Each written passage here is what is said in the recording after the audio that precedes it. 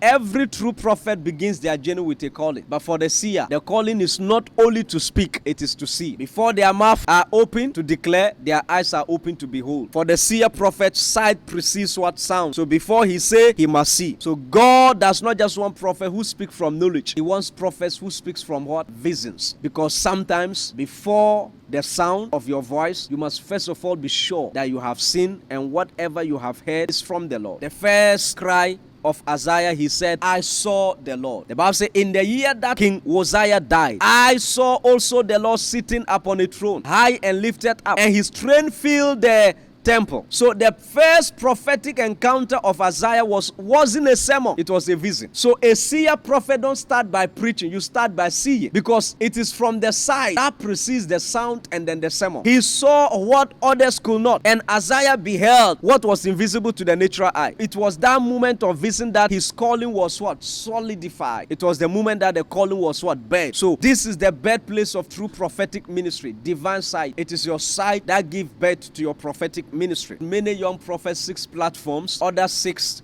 titles, other 6 followers, but the true birthing place of a seer is encounter with the invisible God. God doesn't call seers with noise. He calls them by showing them something others what miss. And as a matter of fact, as a prophet, one of the things that will make you outstanding in society and your generation is your ability to see, your ability to behold, and your ability to see things that people have missed. It's not like people are not interested in seeing. There are many people that see different things, but they normally miss some things. So sometimes you see that people have visions, people have dreams, people have revelations, people have different encounters, but normally they miss most of the most important communications from the Lord. Because sometimes if what we want to see, we are done seeing it, we are eager to check out. And then I told you here before, when it comes to the vision realm, you must allow the Lord to do the communication. In the vision dimensions, your words matters not, because as a matter of fact, it is the Lord speaking. So over there you take instructions. Jeremiah 1. The Bible says, before I formed you in your mother's womb, I knew you. Before you were born, I sanctified you. I ordained you a prophet to the nations. Jeremiah 1 verses 5. But what followed this declaration was not a sermon. It was a test of sight. Moreover, the word of the Lord came to me saying, Jeremiah, what do you see? And then Jeremiah responded and said, I saw a branch of a tree. So you see, after God was done speaking with the man, he asked him, what do you see? It was a test of sight. God knew Jeremiah was called, but Jeremiah had to see it. So until you see your calling, it can never manifest. It takes sight to bring manifestation. Every manifestation precedes sight. So one of the things you must understand is that sight is important, and seers are people of sight. One of the most important future that will follow every prophet is the ability to see. Heaven confirms prophetic callings with sight. So the question is never just, are you called? It is also, what do you see? One day I came here and I was praying, and I was walking to and fro of the church and I was praying. All of a sudden, the wall at the back of the church disappeared. When it disappeared, I was seeing no wall. It was going and going. And then after that, it appeared again. And the Lord asked me, what do you see? And I said, I saw a church with that wall. He said, so shall it be. I will quicken my word to do it. Now, have you seen? He asked first, what did you see? I said, I saw a church with that a wall. And that's true. There was no wall. The wall disappeared. So when the wall disappeared, I called quickly the church people. I called the church leader and I said, we have to break the wall and then extend it, because God wants to bring extension. After further prayer, the Lord said, I'm not talking about that physical extension. I'm not just talking about this venue. I'm not talking about this place, but I'm talking about a church where walls will not be able to contain it. So work towards that. You see? So it was the vision that gave birth to that assignment. So the seer is born in stillness. Elijah heard the small still voice after an earthquake, wind and fire had passed. 1 Kings 19:11-12. The seer dimension isn't birthed in chaos. It is birthed in quiet what? Consecration. You must withdraw to see. You must be separated to have an encounter. Most of the men that saw in scripture were withdrawn. You cannot be around everybody all the time and still have visions all the time. It's not possible. You must be separated for your eyes to open. It's important, because in fact, what stops us and prevent us from seeing and from having proper visions and sight is the crowd. Some of us, our problem is the crowd. There is a type of higher punishment in this national security and then the high level security services uses to punish people. Torturing you physically is not even compared to that one. You know what they do? Normally, they will put you in a dark room and then take you away from people for 30 days. You will not know which time was a day and which time was like night. The room is dark, 24/7 is dark. So you will lose touch to time, touch to people, and touch to physical realities. As for food, they will give you once a while. After 30 days, if they bring you out, you will be disoriented. You will even see some people and you will not recognize them just by withdrawing you from people. And they will make sure you don't hear any sound.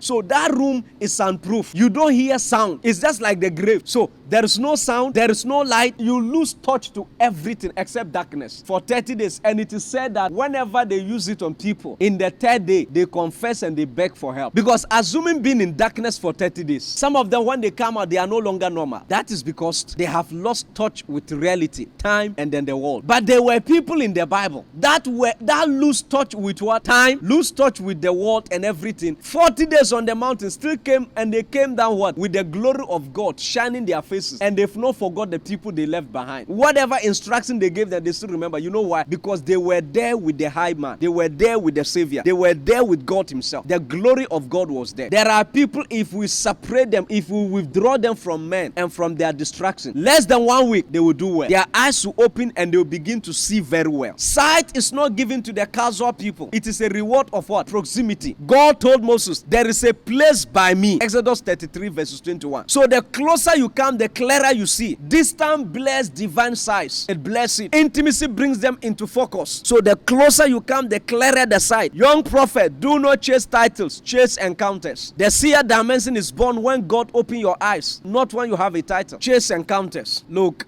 cry, Lord, open my eyes, that I may behold the wondrous things out of your law. Psalms 119 verse 18. The Bible also says, call unto me and I will answer you and show you great and mighty things which you do not what? No, Jeremiah 33 verses 3. Your destiny begins the moment you see what others ignore. The birthing of the seer is not marked by loud announcement, but by quiet unveilings. So God shows you something in secret before he sends you to the public. So my prayer for you is that may the Lord open your eyes. Vision is not merely a function of the eyes. It is a faculty of the spirit. You can have eyes and don't see. Just like some of you have the eyes yet you don't see. You can have ears and don't hear. Jesus can speak to 10 people and only one will hear him. Why? The rest of the 9 have ears but they couldn't hear. Only the few people have what? Eyes and ears, which were what? Spiritual sights. The natural eye can look, but only the spiritual eye can see. So there are many people with eyes but they cannot see. Many have eyeballs but no insight. Many see events but cannot interpret meanings. Many dream dreams but they are blind to the message. Spiritual sight is not about images. It is about understanding divine intelligence through visual language. The language of heaven is not English, it's not Spanish, it's not French. Sometimes the communications of the prophet, it comes in imagery and then symbols that need a divine interpretation. The difference between a prophet that is able to come out with some revelations and interprets events, times, happenings, and seasons from the rest, it's not just about sight sometimes, but it's about understanding of what you have seen. The Bible says when Daniel was done seeing the revelation, the angel of the Lord asked Daniel, understand ye it? And the man said no. So the angel needed to interpret the revelation to Daniel. In other words, seeing with that understanding and not seeing is the same thing. If I have seen the revelation and have not understood it, and somebody have seen it and have understood it, somebody have not also seen it, we are all the same. Most of you, it's not like you are not prophets. You have seen, you have heard, you have had encounters. The only challenge is that you have not understood what you have seen. That's the only problem. I met a prophet of God, very, very deep, so deep. But the problem of this prophet is symbols. He sees things, they are in symbols, they are in images, they are so coded. God normally code those messages that he needs weeks to decode them. So one day I met him and he was telling me a revelation he saw. Whilst he was talking, I was marveled. You know why? What he was telling me, I saw exactly the same thing. Yet,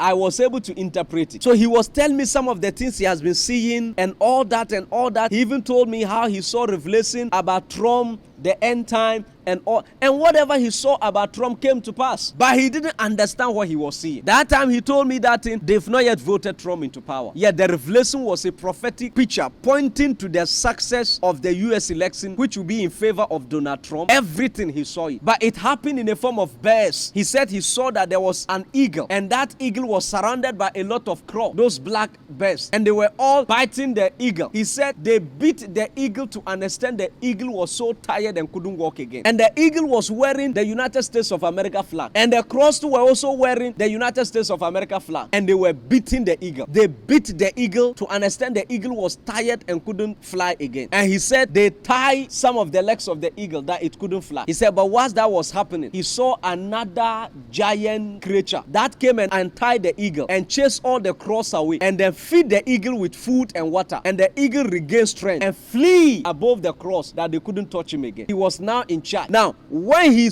told me the revelation, I saw that revelation too sometime like that. I said, this prophet is deep. But he didn't know what it meant. You see? So he had the sight, he had the revelation, but understanded it not. So he was not different from a man who have no revelation because of lack of understanding. I now explained the revelation to him and he was now marveled. And he said, hey, so me, I'm a prophet. Yes, but lacks understanding. You realize that whatever he saw was what took place in the US. And this guy is not from the US. He doesn't stay in the US. He has never left Ghana. Yet he has that revelation. So you must understand that revelations, that comes with symbols. It needs divine light. It needs interpretations.